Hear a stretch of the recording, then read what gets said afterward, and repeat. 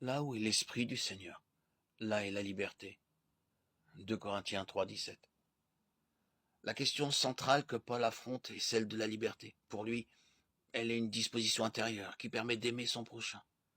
Se faire tout à tous requiert une liberté par laquelle il est possible d'écouter en vérité, c'est-à-dire de laisser son intelligence et son cœur épouser les détours de la pensée de celui qui nous parle, d'explorer son univers dans la mesure où il nous y introduit.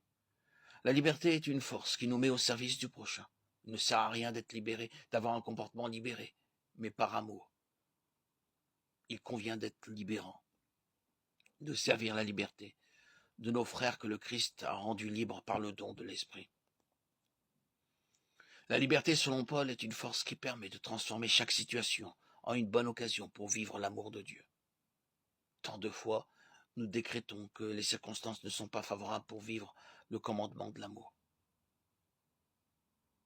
L'homme libre fait de toutes les situations de son existence sa vocation, son appel à vivre l'éternel amour de notre Dieu.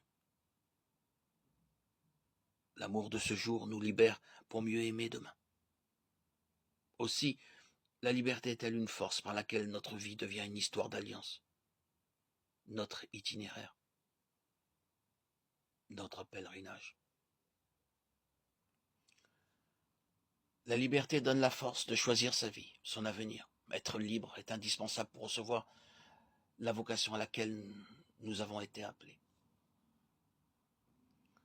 Cette liberté qui est la véritable liberté, cette liberté en Christ, qui nous permet, jour après jour, de mieux répondre à l'amour de Dieu. Quotidiennement, soyons prêts à vivre de cette liberté pour partager cet amour que nous avons reçu du Seigneur, en germe, par son esprit, qui nous aide à vivre le don de nous-mêmes.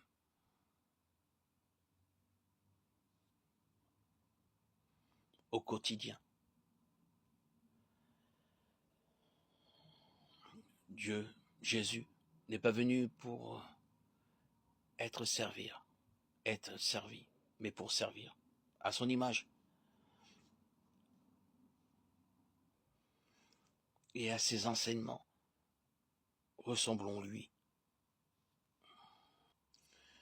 Et avec joie, nous pourrons vivre de cette grâce merveilleuse, de cette plénitude qu'il offre à tous les croyants, à tous ceux qui portent son espérance en lui, ses regards vers lui, et qui vivent pour lui, par lui et en lui.